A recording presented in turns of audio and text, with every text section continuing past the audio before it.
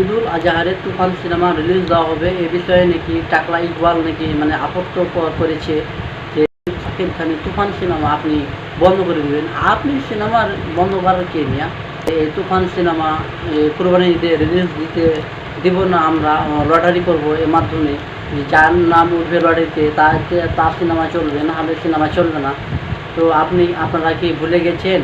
তো এই টাকলা ইকবাল ভাইকে আমরা বলতে চাই যে টাকলা ইকবাল ভাই, এটা কিসের জুতা, এটা চিনতে পারছেন? এই জুতাটির দাম প্রাইস কত আপনারা চিনতে পারছেন কি? এই জুতাটির প্রাইস দাম হলো 500 টাকা। এই জুতাটি দিয়ে আপনার গালে গালে ঠাস ঠাস করে যখন দিব, তো আপনার মাথাতে চুল নাই, ওই জয় কয়টা চুল আছে, তো আপনাকে যখন ন্যাড়া করে আপনাকে যখন দর্শকের আগ দিয়ে যখন ঘোরাবো, ওই জুতার বাড়ি ঠাস ঠাস ঠাস করে যখন সাকিব গাঞ্জন দিবে গালে, এই গালে ও গালে, তখন মানে যে সব কিছু আপনি বুঝিয়ে দেবেন, বুঝছেন? আপনি আপনি কে? আপনি সিনেমা রিলিজ আমাদের বন্ধ করবেন? আপনি কি জানেন সাকিবের পাওয়ার কত?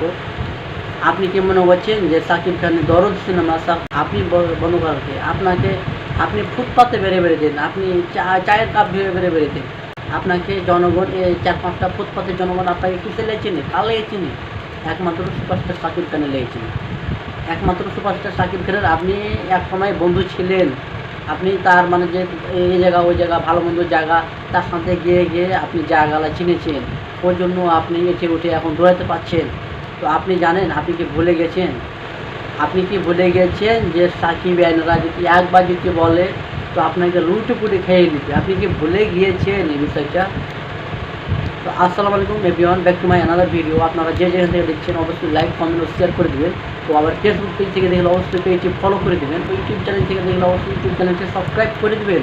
তো টাকলা ইকবালকে মানে সাহায্য করার জন্য সব সাকিব আইনের কাছে যেন আমার এই ভিডিওটি ছড়িয়ে যায়, এটাই আমি আপনাদেরকে চাই। তো আমি আপনাদের কাছে এটাই বলতে চাই, আমি আর কিছু বলতে চাই না।